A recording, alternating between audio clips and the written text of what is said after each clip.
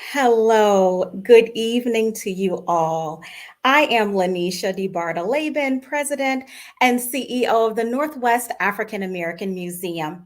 And it is my pleasure to welcome you virtually to this phenomenal program in partnership with Elliott Bay Book Company during this truly historic Women's History Month.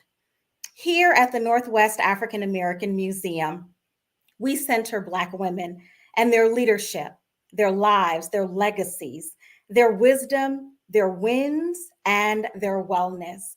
We are thrilled tonight to host Washington State native Audrey Edwards as we focus on self care during this Women's History Month. Audrey Edwards is an award winning journalist who decided, in an act of self preservation and self care, to move to Paris during the Trump administration. In her book entitled American Runaway, she chronicles this experience. We look forward to hearing about it tonight. This month, during March, we celebrate the boldness and vision that Black women bring and embody, the courage to chart new pathways, to extend self compassion, and to take care of themselves fully, which in turn enables us all to care for one another more lovingly. And we are so fortunate tonight to have moderate the conversation Stephanie Stokes Oliver. Stephanie Stokes Oliver is a profound and prolific writer. She is the author of four books, and they are entitled Black Ink: Literary Legends on the Peril, Power, and Pleasure of Reading and Writing, Daily Cornbread: 365 Secrets for a Healthy Mind, Body, and Spirit, Seven Soulful Secrets for Finding Your Purpose and Minding Your Mission. And finally, Song for My Father, which is a memoir about growing up in Seattle. Stephanie was formerly the editor of Essence. She was founding editor in chief of Heart and Soul, and she was vice president of Unity Publishing. She started her career at Glamour magazine. We are so thrilled to have Stephanie in conversation with Audrey tonight to talk with us during this Women's History Month program. Enjoy the program, and let's now welcome Stephanie Stokes Oliver. Thank you. Hi, everyone. Thank you, Lanisha, for that lovely introduction and for being the bright and shining light at the Northwest African American Museum. Lanisha was a gracious host at my own book launch at NAM for Black Ink, and that turned into a birthday party for my mother, Josephine Stokes, who, as fate would have it, even taught school in the very building that NAM is in when it was Coleman School. Some of you locals might remember when it was Coleman School. And I really feel that Lanisha and her team have been great stewards of the place and our cultural heritage here, and made the place a real pillar for our community. So thanks so much, Lanisha, and your team. Elliott Bay Books, that's going to be selling Audrey's book, is another gem of the Emerald City. And Rick Simonson, who runs the place, is what you would call a rock star in the book selling community. But it's a pleasure for us to also spend this evening with another rock star, Audrey Edwards. Let me tell you a few things about her accomplishments. Audrey Edwards is an award-winning journalist, editor, and writer who spent over 20 years in senior level positions at national publications where she assigned, edited, reported, and wrote about issues of race and gender for large mass media audiences. She's been an executive editor and the editor of Essence magazine. She was executive editor and vice president for editorial operations at Black Enterprise magazine. And she was senior editor at Family Circle and More magazine. Her work has appeared in the New York Times, the Washington Post, Essence, the Columbia Journalism Review, the Oprah magazine, among others. She's also taught editing and writing at New York University and Columbia University in New York. The author of 7 books Audrey Edwards' newest book, American Runaway, Black and Free in Paris in the Trump Years, documents her time in Paris as an expat in 2017 following the election of Donald Trump as president. The New York Times cited it as an awesome collection of essays. Beyond this brilliant bio, in full disclosure, I must let you all know that she is a dear friend of mine. And first, she was my boss at Essence for 5 years. And then she left in '86 to pursue real estate and a freelance writing career. And I was here in Seattle as the West Coast editor. And she really championed and supported me in becoming the editor of the magazine, succeeding her in that position. So for that, I will always be grateful. And beyond our mutual career paths, we also call ourselves homegirls. And we are so happy to have her here on home court with what she called in a recent Facebook post, the home team advantage. So Audrey, welcome home and congrats on American Runaway. Thank you so much, Stephanie.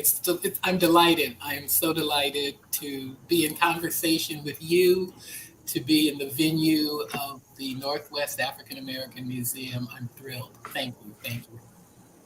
Great. Now, I'm so excited because you're going to take us to Paris. Ah! So even though we're in Seattle, before we go, though, let's talk about this other place that starts with a P, the Pacific Northwest, because our guests should know that although you're in New York right now, you call this area home. So tell us about growing up here. Well, I was born and partly raised in Tacoma, Washington. My father was in the military, which I talk about in the book. I spent the first 12 years of my life partly in Japan, Virginia, New Jersey, Missouri, and then came back to Tacoma when I was about 12. I think I went into the 5th grade, and then left after high school, attended the University of Washington, and then came east after I graduated. I had a fellowship, a graduate fellowship, to go anywhere I wanted in the country. I chose Boston. After 2 weeks, I was really tired of school, and I called a cousin in New York, where I have a lot of family on my father's side, and I said, I know you've never met me, but I'm coming to New York. And that was the start of my adult life. And I've been here ever since. What was your first job and your career path? My first job was in the fiction department at Redbook magazine. I was an assistant editor, a glorified term for secretary. And my job was to read the literally thousands of manuscripts that came in slush from people who wanted to write fiction. And I guess after 6 months, I was home ill, and I asked the editors to send me some manuscripts to read. And I did the initial comment sheets. And they were impressed enough that the editor-in-chief, Cy Chassler, who I really credit with starting me on my career, promoted me to an assistant editor. And that was the beginning of my editor days. And that same magazine, I guess 2 years later, assigned me a Christmas story. They were going to Seattle to write about Seattle at Christmas time. And they asked me to cover the Gayton family in Seattle, which I did. I was 23, 24 years old. My first magazine piece for a national magazine, my first magazine piece, and it was for a national magazine. So Cy Chassler really started my career. I remember him. I've always thanked him for that. Yeah, he was real liberal in publishing and really believed, don't you think, in inclusion and diversity? Yes, absolutely. He was determined at Redbook that there was going to be a Black editor in every department. And that was before it was popular to be diverse. But he saw the value, and he acted on his vision to my benefit and the benefit of many Black women. What made you decide to go into journalism? You know, Stephanie, my father was a writer. My father was a technical writer for the Boeing Corporation. I always liked writing. I was the feature editor of my school newspaper. So I always had an interest in writing. I had an interest in journalism. And then when I graduated, I was the first Black hired by the Tacoma News Tribune. And I did a Sunday supplement to the magazine called the Teenage Tribune. And my mother is the one who went with me and lobbied for that job. So for the whole summer, I was actually a little cub reporter writer for the city newspaper, the first Black hired at 18. Wow. When was your first trip to Paris? My first trip to Paris was in 1980 to go visit my friend Josephine Lowry, who was my roommate in college. She was my roommate at the University of Washington. She had married a Frenchman, was living in Paris. I had lived in Japan as a kid, but I had never been to Europe. And I went to visit her and I fell in love with the city as soon as I saw it. It's beautiful. I love the stylishness of the French people. And I remember thinking, I think I was 30, and I said, I'm going to come back here to live when I'm 35. I'm going to have a French lover. I'm going to learn how to speak French. I'm going to be, making out in the stacks at the Pompidou Center. I had this whole life envisioned. Took 30 years for that particular dream to materialize, but that was. She's been there the whole time, right? She's from Vashon Island. For a few years, and then she's been in Paris now 30 years. So wow, you're still good friends, which is great. Yeah. Yeah. So let's start our discussion about the book by talking about what inspired the title. As you know, and even shared on page 167, everybody. She shared that my husband and I can relate to this idea of leaving the country because we left in 2007, not necessarily because of the awful presidency of George W. Bush, but to the welcoming arms of a predominantly Black and pro-Black country in the Caribbean.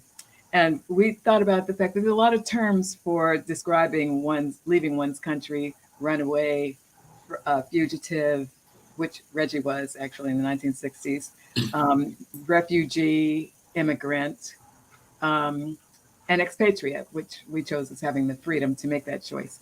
Haven't discussed this with you before, and having read the book thoroughly.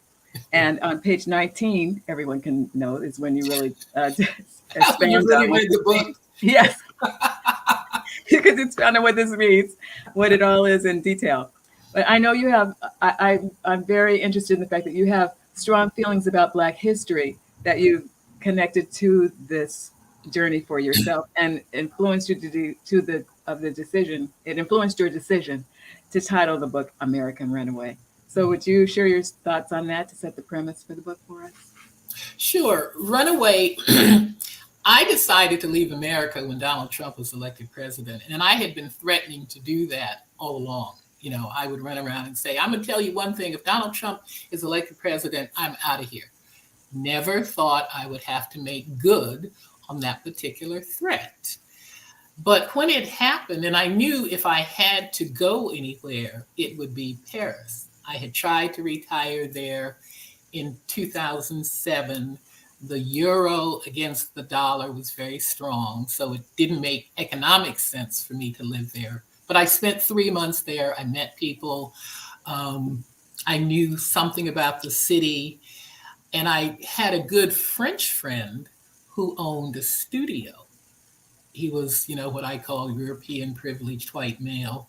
But his daddy had given him a studio apartment, basically so he could have a source of income. So I knew I had a place to live. And that's very important anytime you're going anywhere, and especially a foreign country. So I would just, say kind of jokingly, I'm out of here. Well, when the man, Donald Trump, was elected, it was like, I'm gone. Because if this country has elected someone who has never held office for anything, I don't know if he'd ever been a hall room monitor. He's suddenly the president of the United States. I'm like, this is crazy. This is crazy. This is the beginning of the end. But in my naivete, I really thought I was going to be taking a 3-month vacation because I knew in his first 100 days, everybody would realize a big mistake had been made and he would be gone. And let me tell you, by the time 3 months came around, it was real clear to me that he was not going anywhere. And I then had to really think about, well, what are you going to do? Because It's not like you're coming back in 3 months. I did come back. But I kept going back and forth because as long as he was in office, I didn't want to be in America. And I had never had that kind of impulse before. I had never been one of these people. You and Reggie, Stephanie, were very clear that there was another place to be outside of America, and you chose a Black island, which made perfect sense to me. And that was inspirational because what you and Reggie showed me was that you can create another comfortable life for yourself outside of the borders of America. And this is a country people still scramble to get to, so we don't think about leaving it. It's considered the greatest country in the world. It's got the most opportunities, which it does. I don't deny that. But it's not the only place to be. And I think for Black people, it's very, very important for our spiritual health, our mental health, our emotional health, to ask ourselves, can we find another place to be that's really more in tune with who we are? And that's what Paris represented for me. And it had a history, it had a long history of Black Americans fleeing American racism and coming to a country that was much more welcoming of who they were. So I was following an old tradition, Josephine Baker, James Baldwin, Richard Wright, Miles Davis, Nina Simone, on and on and on, Lenny Kravitz, Ta-Nehisi Coates. All of these Black Americans have spent time, and some lived indefinitely in Paris. So I wasn't doing anything new. They had paved the way, and they were the artists in our community, the thinkers, the writers, the risk takers, the people who are always, and I think our artists are always the ones kind of pushing the envelope. What does it mean to be Black in America? What does it mean to be Black in the world? So I was following a long tradition of people I admired and respected. And I happen to love the city. What's not to love? It's a beautiful, beautiful city. You're also following trail of ancestors in the Runaway tradition, Yes. because you talked about Harriet Tubman in the book. Yes. I opened the book by saying running is something that we have always done. Beginning with slavery. We ran to save our lives. We ran for freedom. We ran from an abusive environment that was denying us our humanity. And I just put American in front of it because people don't think in terms of running from America. So many people are running to America. So the idea of being an American who was running from America's shores, and I had friends, especially friends who were not born here, who didn't understand. What are you doing? What are you doing? I have a good friend from Honduras. Honduras is a very different country. It's a country of drug cartels. It's a country that's very impoverished. She's done very, very well in America. And she thought I was crazy. I have another friend who is half Black and half Vietnamese. She grew up adopted by a white family because her mother, her Vietnamese mother, left her on the doorsteps of a Vietnam orphanage. So America to her represented refuge. It represented a safe place to be. So both of these friends thought I was crazy. And my attitude was, you don't know my history. You don't know the history of my people and what we have endured in a culture that was not as receptive as it has been to other people. Our ancestors who escaped enslavement often found the support of the Underground Railroad, a Black community of fellow fugitives. And in Paris, you were able to connect with the community of African Americans who lived there. I don't know how many there are. Do you know how many Black residents there are? No. And you know something, Stephanie, what's so interesting about the French, they do not keep statistics. Oh, yeah. On race, nationality, religion. So nobody, there have been estimates, you know, it's been as high as 6,000. I have no idea of how many Blacks today live in Paris. It's probably a small number relative to people of color in other big cities. And I would include, see, you can talk about Black Americans, but if you're talking about people of color, you're talking about the Africans, you're talking about Blacks from the Caribbean. So you're talking about the diaspora. But the Black American expat community in Paris is small relative to the other people of color, which I kind of liked because I feel like I know most of them. I may not, but I feel like I know most of them, or at least know who they are. So did their being there influence your going, because you did know a lot of them before you left? Did that help? The thing about the Black expat community, we are kindred spirits. Everyone who is there left America for a particular reason. It could be that you married a Frenchman like my friend Joe. It could be that you were working for a corporation that gave you an overseas assignment. Some people were students.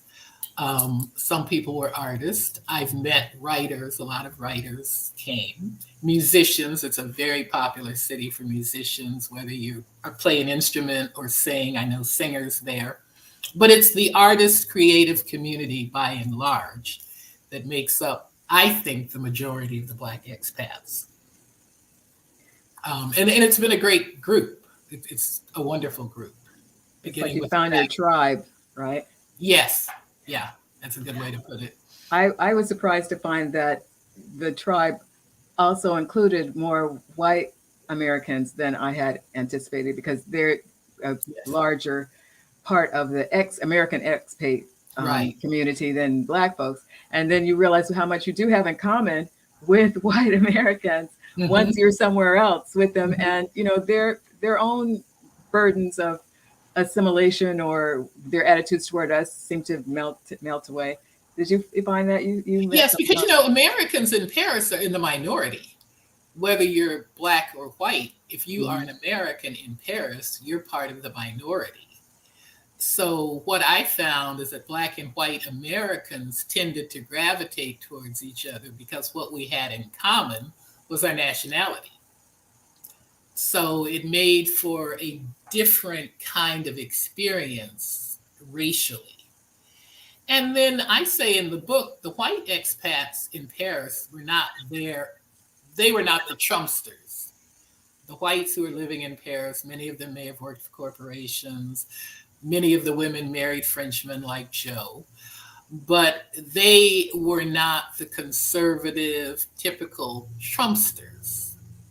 And they didn't flee. I mean, I was really fleeing. They weren't there out of political asylum, but they had a different mindset. I would say the popular expat organization in Europe is Democrats abroad. There is no Republicans abroad. So you have a group of people who tend to be more to the left than the right politically. And that made a difference too. Yeah. So did you feel that you probably felt you were embraced by those white expats? How about the non-Black French? Did you meet a lot of French?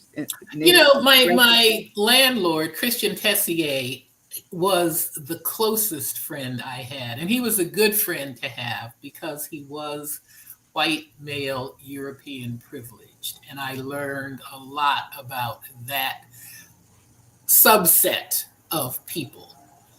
And I met a few other French people, but because I don't speak French, that was a little harder to do.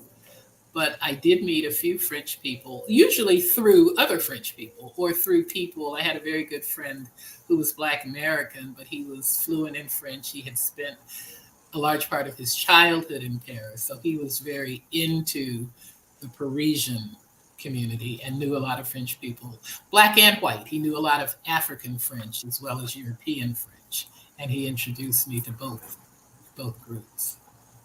What would you say was your biggest challenge in moving there? And what was your magnifique joy? My biggest challenge was getting over not having American comforts like central heat. Especially 2017 was the worst winter Europe had in 30 years. And I lived in a tiny, tiny studio about the size of my second bedroom here that was heated with a space heater. And, the first thing I had to do was run to Monoprix department store and get a flannel nightgown because it was cold. So that was an adjustment. A lot of buildings don't have elevators. That's an adjustment. I would never live in a building that didn't have an elevator, but I very often would visit buildings that didn't. So the adjustment had to do with missing American comforts. But on the other side, on the other hand, I was very proud of the fact that I adjusted. It wasn't, and I was an older woman. I was not, some 25-year-old hiking through the Pyrenees with a backpack. I was this older woman who was used to comfort. But I found out I could live without it. It was not that hard to get used to a space heater. Because I had other benefits. I was in an environment where race was not in my face all the time, where people, at least as far as I experienced it, accepted me on face value. I remember going out with Christian, my landlord. We went to a very, very she department store in my neighborhood, and we walked in. And when we walked in, the young staff were lined up on either side of the store, like we were the returning, madame and monsieur coming from the country. And I'm like, why are they lined up for us? And I think they just thought we were important people. Here's this Black woman and this white man, and they were like, oh, they're important. So that was very affirming. It was fun. And it was instructive. It was instructive to be in an environment where race was not what people were leading with when they met you. And I could tell that by meeting people. They were probably responding to my height before my race. They might have been responding to my lacquered fingernails before my race. Because the French are into class.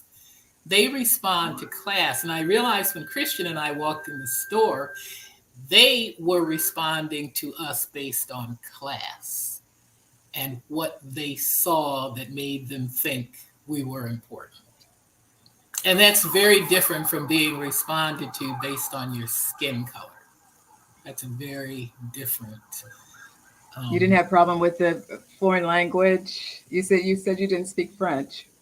Most French people speak English. And I'm talking about, I was in one of the supermarkets looking, and if you don't speak French, you don't know what you're looking at when you're buying food. And I forgot what I was looking for, but there was this older African man who worked as, I don't know if he was a janitor or a stockroom guy, but he had, a menial level job. And he came up to me and he says, "Madame, can I help you?" And I'm thinking, this guy can speak English. He's ahead of me because I can't speak French. So that was instructive. I've always thought that America was culturally illiterate because we're a monolingual society, and every other society is bilingual. At least you speak your native language and probably a European language. Great. I have one last question before we go to the questions from the audience, which we'll go to in a moment. I thought you might like to share. I just, as you know, I sent you a text about, which you already knew, that President Biden signed a proclamation that was going to give a high honor to someone very special in your family, and the wonderful woman who brought you into the world and raised you to follow in her footsteps as a high achiever. And on Thursday, your next Zoom event, you'll be talking about that. So I wondered if you would share that, since this is Women's History Month, about that. Yes, my mother was honor. Yeah, my mother was a captain in the armed forces during World War II, and she was with a battalion called the 6888, the 6888 women, the only battalion of Black women to be sent to Europe during the war. And their job was to sort out the more than 2 million pieces of mail that had backed up during the war. And these women did that job in 3 months. It was expected to take 6 months. They worked in Birmingham, England, and Paris, France. I did not know my mother had spent time in Paris at all until I started doing research for the book. And President Biden just signed an executive order to bestow upon that battalion, that black unit, the Congressional Gold Medal, which I'm very, very proud of. My mother was many things, but she was one of the smartest people I knew. She was a true captain in every sense of the word. And she told these amazing stories. And one of the things I regret, and I think all Black journalists, and maybe all journalists suffer from this, we don't pay enough attention to the stories that our parents are telling us. And my brother and I talk about this now that they are gone. And I have a remaining aunt who said, I'm so sorry your mother was not alive to see your book, because it does give honor to her and my father, who was also in the military. So it's wonderful that the unit is being recognized in this way. That's beautiful. And it's amazing. And everyone on here can read about it in your book on page 72. Your mom and your dad. I love Stephanie. This woman is so organized, honey. Page 72. You can read about Bertie Edwards. We have to remember her, say her name, Bertie Edwards. And her story and American Runaway inspire all of us to widen our sense of place and to realize that we are citizens of the world. Absolutely. So now I want to go to the questions from the audience. Our first one is, what were the biggest lessons you learned from being in Paris? How hard was it to transition back? The biggest lesson I learned was, and it had to do with race, the biggest lesson I learned was the freedom that you experience.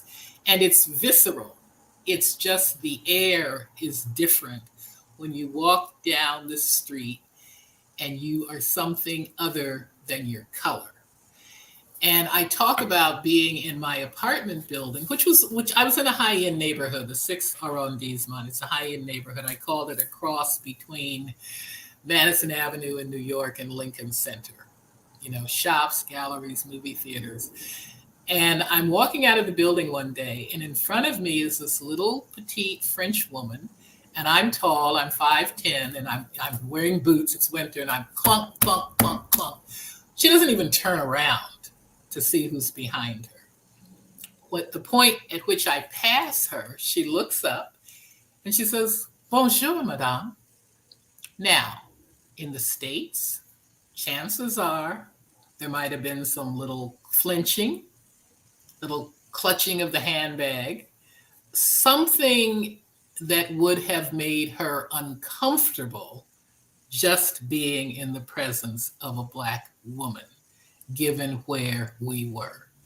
This woman, as we say, paid me no mind other than to say, "Bonjour, madame."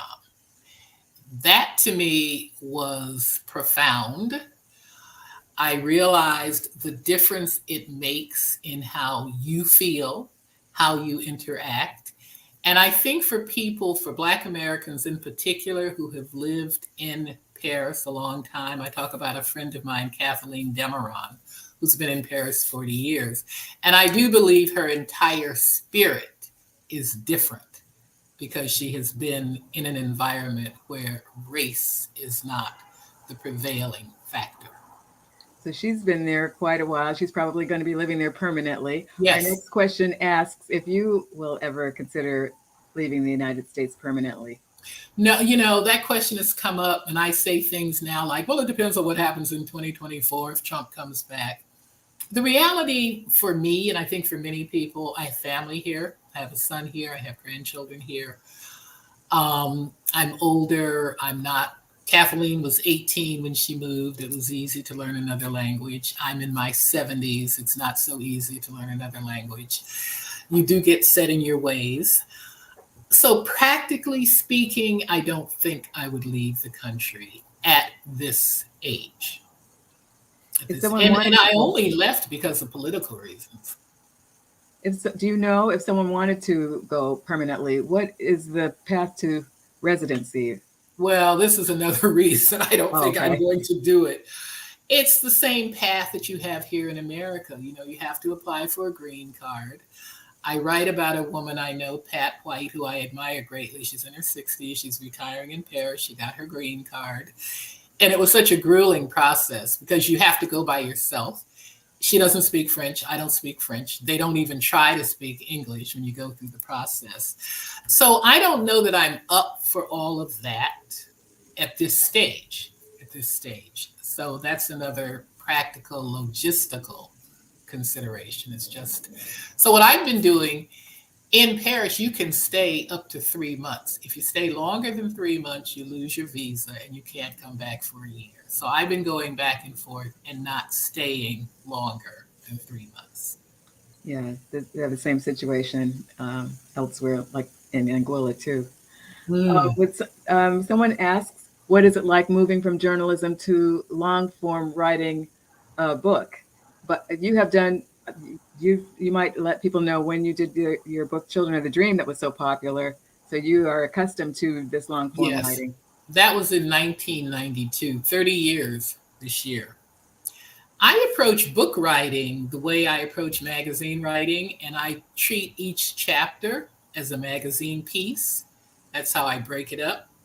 But I always have a through line. So I know what the beginning is, I know what the arc is going to be, and I know what the ending is going to be. But in terms of physically doing it, I approach it as if I'm doing a magazine piece. And I don't think it's that difficult to make the transition from the shorter form of magazine writing to the longer form of book writing. And you've done it too, Stephanie. So you know what the process is. And I think everybody has whatever process works for them. Someone asks, where did you study journalism? Did you study it when you went I to? did not study journalism at the University of Washington. I got a degree in history. Why didn't I study journalism? My father was a writer and he told me I should study journalism. So of course I didn't. I'm happy, however, that I have a degree in history because I think history, for me as a journalist, has always informed what I do. My book is political, it's humorous, it's a memoir, but it has history because history to me is the through line of our life. The old saying, if you don't know where you've been, you don't know where you're going. I think that's very true. So history has helped me. Having a background in history has helped me as a writer. Here's another question about journalism. What is the future of journalism? How do you feel about the field today? Oh my goodness. Oh boy. That's a whole other book. I think the press in so many ways has fallen down. I have a whole chapter in the book on the media. I think the media in many ways, they did not create Trump, but they certainly perpetuated Trump. And I think a lot of media today is irresponsible, whether it's reporting about Trump, whether it's reporting about COVID. I have issues with the media, and I won't go into all of it, but has it changed? Yes, and I do not think it's changed for the better. I will say that. There's different kinds of journalism. For example, I think we were in featured journalism in women's magazines, and then there's investigative journalism, newspaper writing. So how do you feel about the fact that, like, the magazines in which we worked, well, a lot of them are becoming defunct now, but they were feature journalism as opposed to this hardcore and fake news. You know what I think these last two books I've done, Children of the Dream, the Ed Lewis book, I collaborated with Ed Lewis, the co-founder and publisher of Essence, on his memoir. What we hear a lot about now is what they call the personal narrative. And I like that. I think I've done that naturally. Children of the Dream was 40 profiles of people, Black, successful people. And in telling personal narratives and in telling personal stories, whether it's your story or someone else's story, it is a way of delivering information. It's a way of imparting history. It's another way of being a writer and a journalist. The personal narrative, if it's you, it's coming out of your experience. If you're writing a personal narrative about someone else, you're really functioning as a journalist because you're reporting. You're getting them to give you the information that you're going to use to tell their story. Ed Lewis was a perfect example of that. It wasn't, he had a story, but the largest story was women's magazines. The largest story was the political backdrop in which Essence magazine was started. So all of that went into what I call, and what people are now calling, the personal narrative, which I like just as a writer. That's a form I'm very comfortable with. You know, I love your book, Children of the Dream. And to me, it's a classic. And so is the cover of it, which reminds me, the person designed it. So you had a home court advantage in New York with the team that you had. I did. You might let people know about, just quickly, and then I have another question too, about the difference. You had, this book was self-published and the others were by major publisher. Yes. So people might be interested to know about the difference. Yeah, well, you know what? This book has been the most empowering book I've ever done. The only book that was self-published, the only book that's gotten the kind of attention that it has gotten. To get that review in the Times, it wasn't even a review, it was a mention by an op-ed columnist. Self-publishing was an experience that was so challenging in many ways. It was empowering in other ways. There were many people I worked with who fell by the wayside, but every one of them brought something valuable to the project. The most valuable player, my MVP, and I told Stephanie I was going to tell this, Stephanie's daughter, Anique Oliver Brewer, was my social media strategist. I would not have this book if it was not for Stephanie's daughter. These millennials, honey, who know the technology, who are creative, who know how to do this and that, she was priceless. Oh, that's nice of you. You're so generous. Thanks. But it's also true. You know, journalists don't lie. You know, we don't lie. Well, you inspired her and me and, you know, our whole family and everyone we know who feel that we're citizens of the world. So one of the questions is, how do you want this book to inspire Black people in particular? You know, I would like for us to know that we have options and that we have free agency, that we can move in the world of which we are citizens. And I think it's important to take a break. You don't have to leave your country. You can leave for a minute. You can take a break. You can take a leave of absence. You can go on vacation for a weekend. It's all about self-care. My leaving, as Lanisha said at the beginning, it was about me preserving my spiritual health, my mental health, my emotional health. I knew that living in America under Donald Trump was going to be stressful. And I was at a stage in life, I was retired, I had some resources. And it's like, I don't have to be stressed. I don't have to be stressed.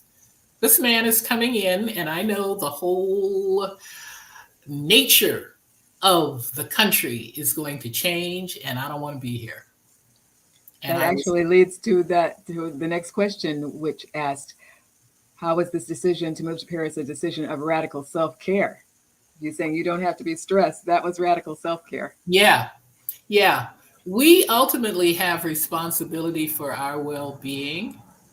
And I think if we understand that, then we make the moves to make that happen. And you can, you have excuses, I got a child, I have a husband, I have a job, I have a mortgage. We all have something that could keep us from moving, but we don't have to be inert. And there are different ways to move. You don't have to give up your citizenship. You can go somewhere for 2 weeks and go somewhere for a weekend, but it's understanding what you need to do to not be stressed, because I don't think any of us have to be. We really don't. We have one last question, and that is, what is next for you? Are you going traveling anywhere else next? Is there a book project in the works? And how can they get in touch with you or follow you? Okay, let me say at my age, I'm finally at the age where I really do want to be retired. I really want to do nothing. Now, I know that's not real or practical. I would love to keep going back and forth to Paris. The only thing that's not so practical about that as I get older is that it's really tiring. It's really tiring going. International travel. Oh, yeah. Oh, yeah. Um, so I don't know what's next for me. And I was just talking to the young lady here who did the lighting, she could be my granddaughter practically. But we were saying life is organic, and at some point you just have to kind of go with it.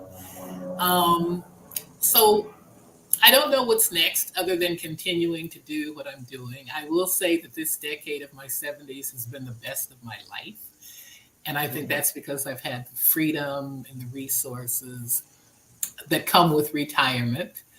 And I've been fortunate to have health that was good enough to, keep me going. And I'm very appreciative of that.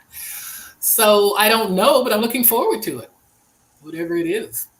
Great. Well, merci beaucoup, Audrey, for this book and for this time with you. And in being mindful of the time, it's unfortunately time to bring our enlightening conversation to an end. But we want all the guests to know that they can extend this experience by getting your book and seeing Paris through the eyes of our homegirl, Audrey Edwards, by adding American Runaway to their collection. I would like to say they can order it if they want an autographed copy through PayPal, which is a system that Stephanie's daughter set up. It is so cool. Just go to AudreyEdwardsWrites.com, WRITES.com. And we have some links here to Elliott Bay and also to your website for signed copies. Is that right? For a signed copy, yes. Right.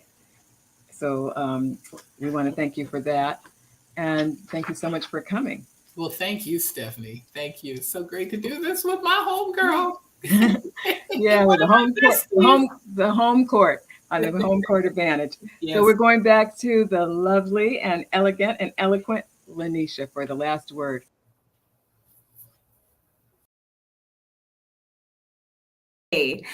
Running is something we have always done for our humanity. Thank you for that reminder, that historical reminder tonight, Audrey. And thank you for writing this brilliant book about self-determination and agency. You have helped us to celebrate Women's History Month in an international, liberating way tonight. We thank you and we honor you, Audrey Edwards. And thank you, Stephanie. We have appreciated listening to this conversation between two writers, two longtime friends, two Pacific Northwest Black women who practice self-care, one from Tacoma and one from Seattle. Thank you both for being with us today. We thank our partners at Elliott Bay Book Company, and we thank NAM's staff. And to all of you tuned in, thank you. Thank you for joining us for this program. We invite you to come back later this month to close out Women's History Month with the Northwest African American Museum with a virtual yoga and writing session with Octavia Rahim on March 31. In partnership with Elliott Bay Book Company.